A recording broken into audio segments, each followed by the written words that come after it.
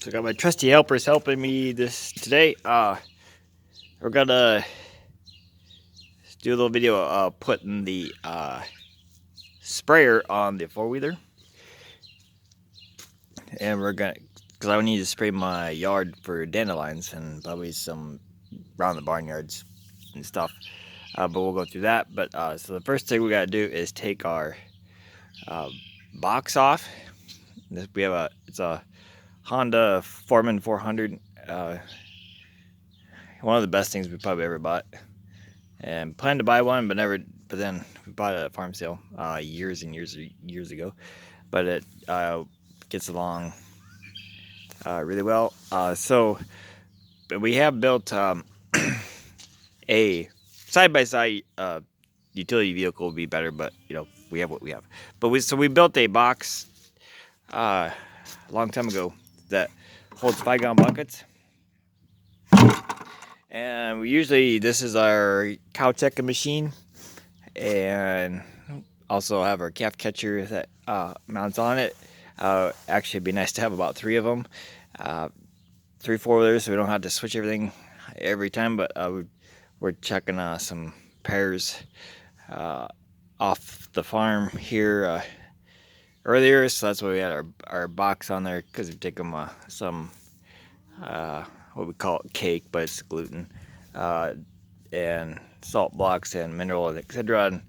Yeah, but basically the point of the box is to that holds our fencing supplies, etc. And then they're bucket size, so you can just, like this front one, you can grab the whole box and pull it out, except we got some garbage in the bottom, and that way you don't have to like try to clean all your boxes out every time. But most of the time the box rides on the four-wheeler. But today we're gonna pull that back box off to put our sprayer on. We have a couple fixed things to do on the sprayer, so this video will be probably a little long. We'll pause and add as we go. But this is how we put our sprayer on our four-wheeler, and I'll set you up on the barbecue grill, and you can watch as we set it up. And we store the sprayer is down in my basement, so it doesn't freeze in the wintertime, because there is some extra moisture. But actually we did not get it moved inside in time, and so there's like a broken fitting. But we'll get to that next. And then basically how I have this box attached is just with bungee cords, tarp straps. They go up and over, so we just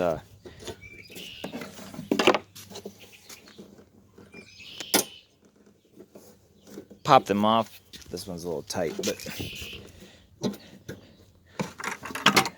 and then the box will just lift right off of it. And I'm gonna leave these cords to put my sprayer, because I'm gonna take the sprayer off as soon as I'm done today. So that's how that's done. Yeah, so that's our sprayer. It's a Fimco 25 gallon. It's a 30-foot boomless sprayer. I might have that upside down. We'll get that in a minute. Bought at our local Tyson's years ago. You can get them at Farm and Fleet Farm, whatever your farm stores are, Tractor Supply. Actually have another one like that has just the wand, and Dad got tired of spraying thistles and pastures by hand, even with the four-wheeler one, so we got this one. We still have our other one.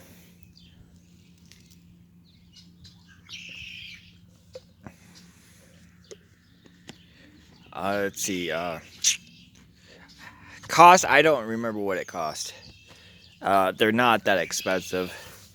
They're, you know, it's of course it's a chunk of change. A couple $100 maybe. But basically the tank just sits on the cargo rack, and then the boom, which I think it actually goes this way. Yeah, I think it goes that way. Maybe not. Do some adjustments to get back to where it's supposed to be. And then the outside ones spray that way, etc. And then the bottom ones in. And this hose hooks on to the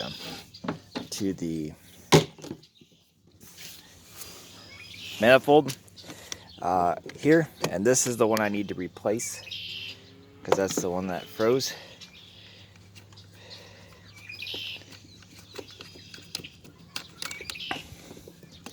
And so I got my bucket of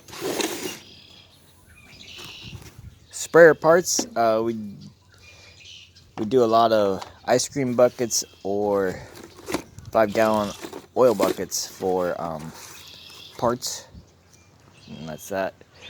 And then what we try to do is I will take this part and replace it, and then I will put this on my next time we go to town list to buy another one. So we always have a spare part. So I'll get this hooked up, fixed.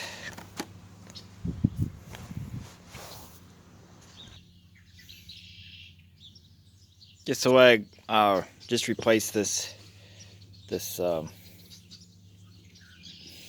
shut off thing. It's I don't know, return valve. Hopefully it doesn't leak. I haven't tested it. Got a little leak there. This is the same sprayer that I do use to spray my sorghum sudan grass and my summer annuals. So some of those videos, you see that it does work really well. So the next thing, I got my my boom straightened out, and I'm gonna drop a bolt in both of these places just to hold it here, and then I'll strap the tank down with our bungee straps, because like I said, I'm just doing a kind of a 1 hour project, not a all summer project. So we're just gonna get it hooked back together and do some spraying, and then I'll show you how they hook up and power up, and the next bit after I get it kind of tied down. Okay, so I have this kind of monkey rigged with bolts to hold this bar on, because what you actually do is with these U-bolts is you put them up underneath here to tie them to the luggage rack, which is kind of a pain in the butt. And so I said earlier, it's nice to have like 3 of these, so you don't have to switch everything. But this will work for now, and we got this tied down so it's not going anywhere. And the nice thing with this setup is you could shut every one of these valves off. There's 3 of them, one in the middle, on each end, and of course we have our wand, and that's what this manifold and pump controls is what you're running. And so what we do a lot is when we spray fence rows is we I guess it depends on which way you're going, but most of the time we go clockwise. So we will shut this one off and that one off, but leave that on, and then you just you know, run around your fence rows spraying. You don't have to hold your sprayer thing. So we do use that for a lot. Like I said, today's project is to spray the dandelions in our yard, and then go down in the buildings, because around the barnyards we got some lamb's quarter and stuff starting to grow. So we got it all tied down, and so now we need to hook our power up, which we basically have a extra our power lead stays on here all the time because we also have lights on our calf catcher. So we have the same power system, and we also run our cedar on here. And there's probably, I think there might be an older video of using that. But basically, it's just the clamps on the battery, and then this one might have got. Yeah, we had to make a new switch. But this plugs into here, and then we put our seat back on here, and then. But what I want to do is mount this up on top. But we'll get this fish hooked up, and then we'll put some chemicals in it, and I'll go spray. I'm not gonna film that, but that's the gist of it. Four-wheeler sprayers are kind of the best thing ever. And actually, I had my other tank before I even got a four-wheeler, because what I would do, I had a little pickup truck, Ford Ranger, and I would put the tank in the back of the truck with the lawnmower battery, and I would drive up and down my pasture fence rows or spot spray with that. So you don't need a four-wheeler to have a four-wheeler sprayer. If you have stuff to spray, and I know other people who do some other versions of it, but that's kind of our Fimco four-wheeler sprayer, boomless sprayer.